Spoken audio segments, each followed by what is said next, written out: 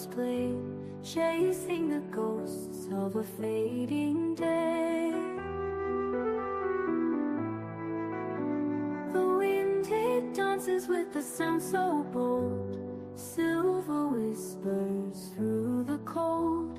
Mountains weep as the notes do climb, a sorrowful hymn that escapes through time. Oh, hear the cries of the rising pipes, feel the strain where the soul collides. A tune that wraps in a tartan shroud, lifting the hearts of the heavy bowed.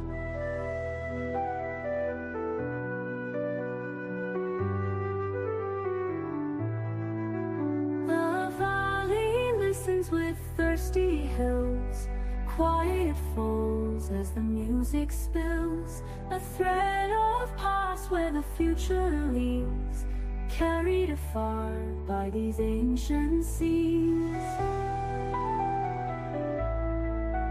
A lone piper stands where the clouds kiss earth, a solitary hymn giving life its worth. Each note a tear for the ones we've missed, echoes that linger through highland mist. Breathing life where silence grows, the pipes unlock what the heart bestows. Eternal words without the sound, heavy hearts they firmly ground.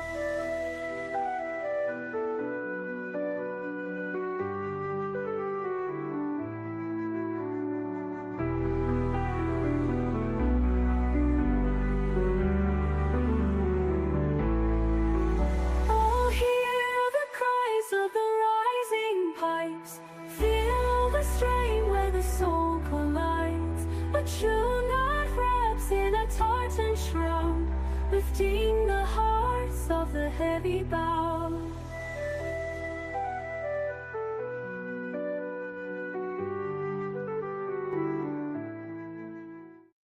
All right, good morning, good morning. Couple of technical issues this morning. Some mornings you just know, or sometimes you come in the studio, you just know what it's going to be. You fight through it. So sometimes you're slightly delayed in coming on. But the music is playing. We appreciate that. Good morning. Lord bless you today. It's our first light. And we've got a verse this morning. I mentioned it yesterday in church, and just felt like I should go there today. In Psalms 51, I was preaching on having a right spirit, and we can start out today with a bad spirit, or even end our day with a bad spirit. But this verse today, Psalm 51 in its totality, really is a great chapter. It is David's recognition of his falling before God, his sin before God. People have trouble saying that. My sin, that David owns it, and he claims it. I mean, he doesn't run away from it. For all of his problems that he'd had at times in his walk of faith, like all of us. Times of great successes and times of great failures. He said, my sin is ever before me, in verse number 3. In verse number 10, it says, create in me a clean heart. Create in me a clean heart, O God, and renew a right spirit within me. And I wanted to even read more of this yesterday for sake of time at church. I did, because it was already deep into some scriptures. And this is probably go back to it. And I was listening to even someone last night after church, yesterday afternoon, and they were touching on these same themes and the spirit that we have, and how do we act, how do we, what do we choose to do? Because I mean, it is a choice. David here in Psalm 51, he makes a choice to acknowledge the sin, repent of it, and then seek restoration of fellowship, and God's blessing and favor and all those things that he wanted. So he didn't say create in others. You know, sometimes people look at others. If you could get those other people right, Lord, then I wouldn't have any problem being who I am. And I was using these yesterday in relation, even on Saturday, me and Biscuit Boy, who may pop in, you never know, on live. Sometimes these are recorded, but live this morning.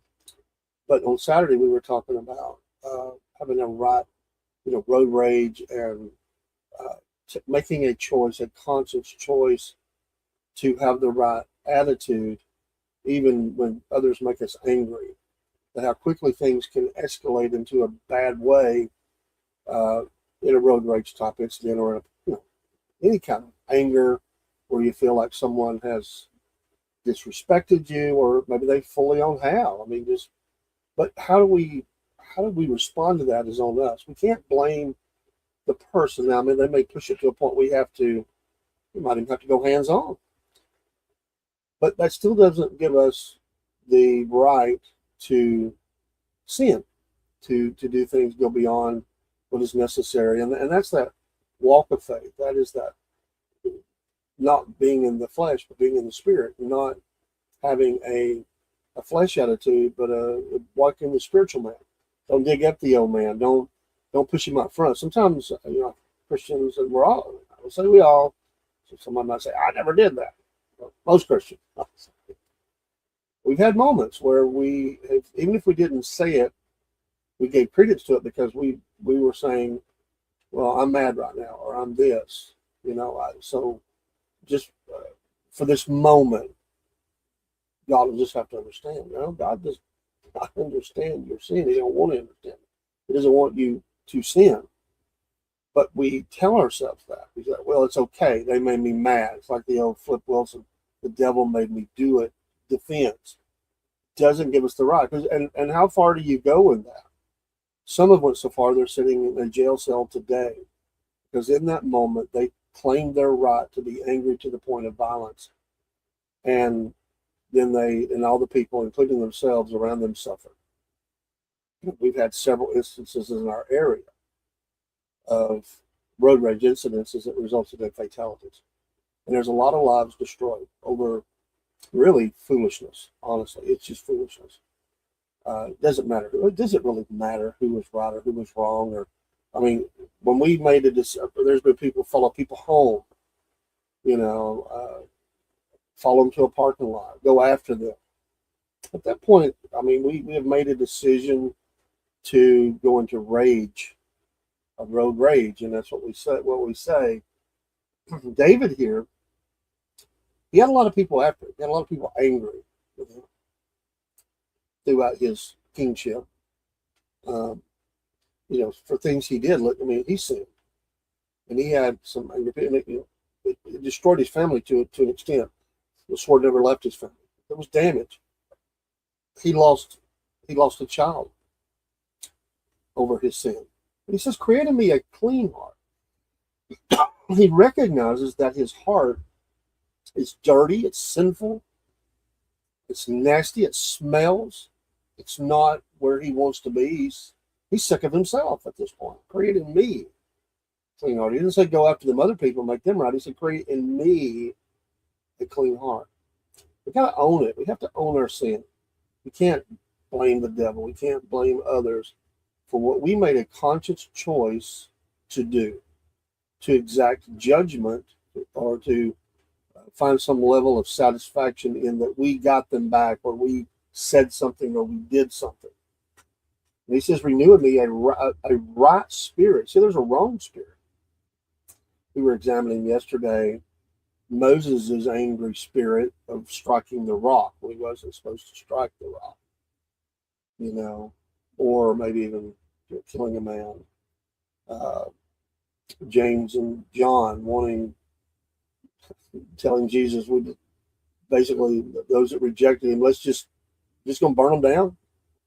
Jesus rebuked them.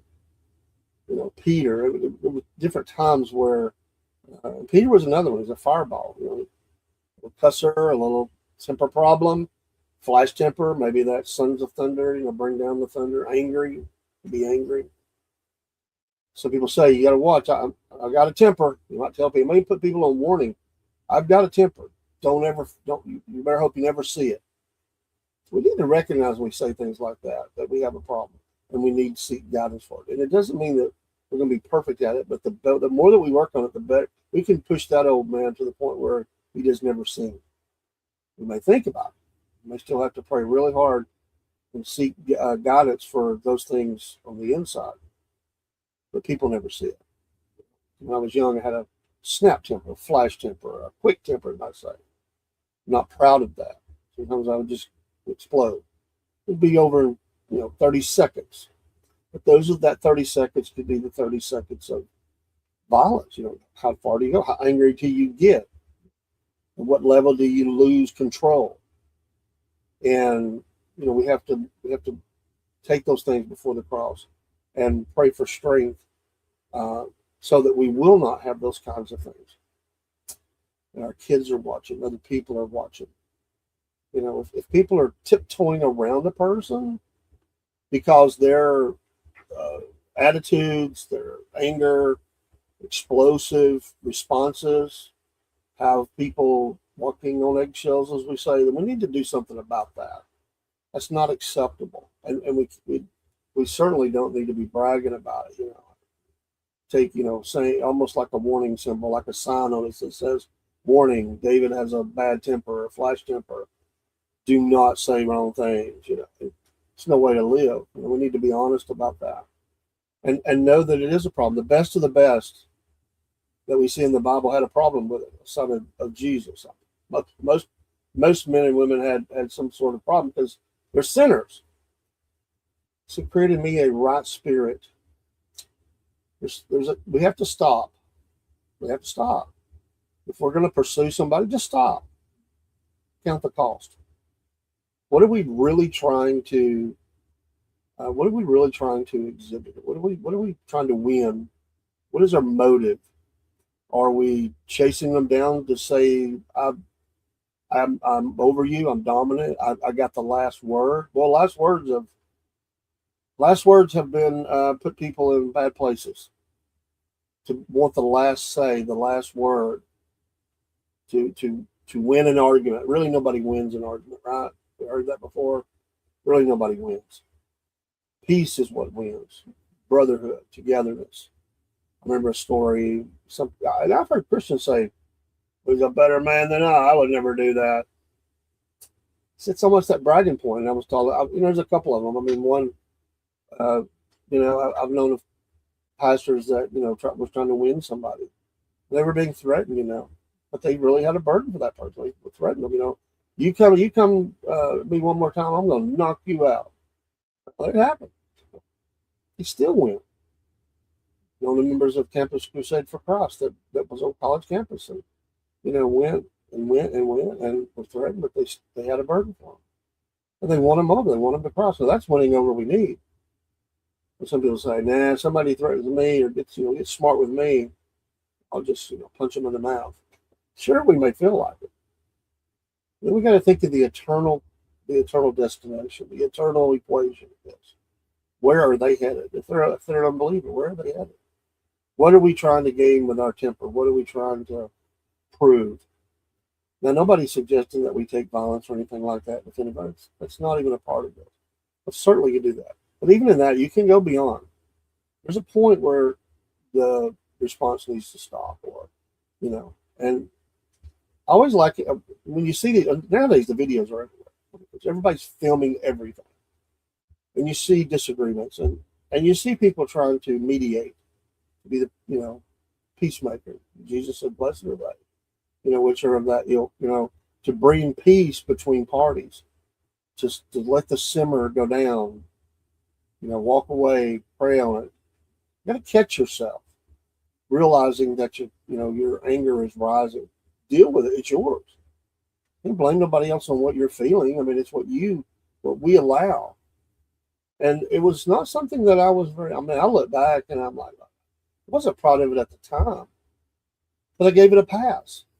Some things just set me off. I put tempered that way. I didn't listen to what I was saying. I wasn't serving the Lord fully those days. That's another thing. we become a follower of Christ, we are constantly working on self, or we should be. That's the biggest mission field we have, is ourselves. Every day is a new opportunity to work on me, to fix, and it's all fixable. If giving Jesus the freedom to do that, there's absolutely nothing that can't be fixed. There's nothing that can't be overcome. There's no addiction, no problem, no sin, no whatever. Jesus is the answer for everything. If we say he is not, we're a liar, because he is an answer for everything. If we're saying that he is not, then what we're saying is, really, I will not let him fix this within me, because he is the answer. Some people say, I just can't stop something. Well, I ain't going to do it in some case. You're going to have Jesus. You've got to ask for his strength, because you can't, but he can. And the more that we are tried, the more that we are, put through the fire, so to speak, the stronger we will become, to the point that something may not even have a grip on us anymore. I've just seen people that, go into violence, and then they try to justify it. I've seen it at work. I've seen it in my life. I've even seen it in church. Seen it in church. I mean, people would quit church. I mean, people would quit a church because they got angry, because somebody said something they shouldn't. And we quit. We quit so easily. And I'm saying this in general terms. So it may not be you, but we quit very easily on things. Too easy. And we just say, that's it, And I've seen people stand up in church and say, me and my family won't be going here no more. And it was all just anger. They were angry at something.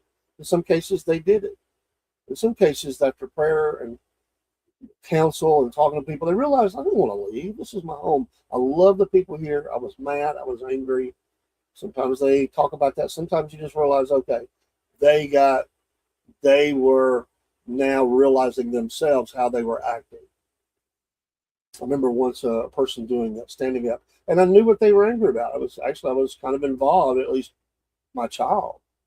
And hey, how you doing? I'm doing good. Thank you for asking. God bless you. And I remember when they stood up in church and said that we were leaving. I feel like God is moving me. No, it wasn't God. It was anger. And I remember when they were doing that. I mean, I knew better because I knew the situation. I think most people did. But they had convinced themselves that I just can't go to church here. I was looking at the spouse. I didn't focus on the part. I looked at the collateral. I looked at the spouse who would follow her husband wherever he went. And I saw the brokenness on her. She didn't want to go anywhere. And she realized that she knew he didn't really want to go anywhere. He was just angry. They'll tell him what had been said behind the scenes. And so everybody just, acknowledged it. Sorry. Is there anything we can do? No. There's no problem. And whenever people say that, there usually is a problem. And then they just came back to the next service, and we're going to, a couple more services, and we're going to leave. Well, they just never left. And after a time, it just went away. The peace, the smiles, the happiness, all that stuff come back. And we can do that if we'll take it to the Lord and pray about it. Anyway, that's First Light. These are not meant to be more than about 15 minutes, and I did about 20. So we load them up. On Saturday, we start at 7 live, and we go for a full hour on First Light.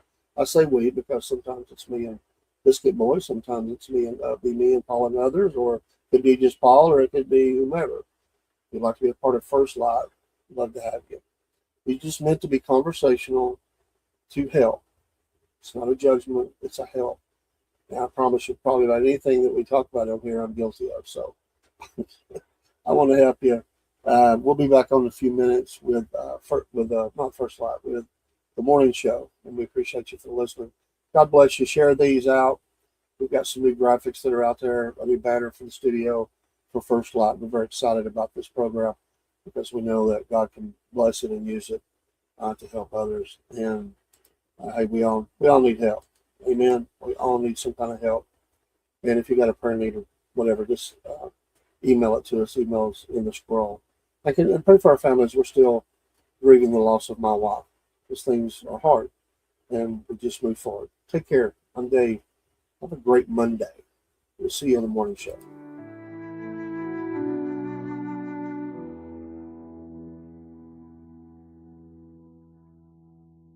The valley listens with thirsty hills. Quiet falls as the music spills. A thread of past where the future leans, carried afar.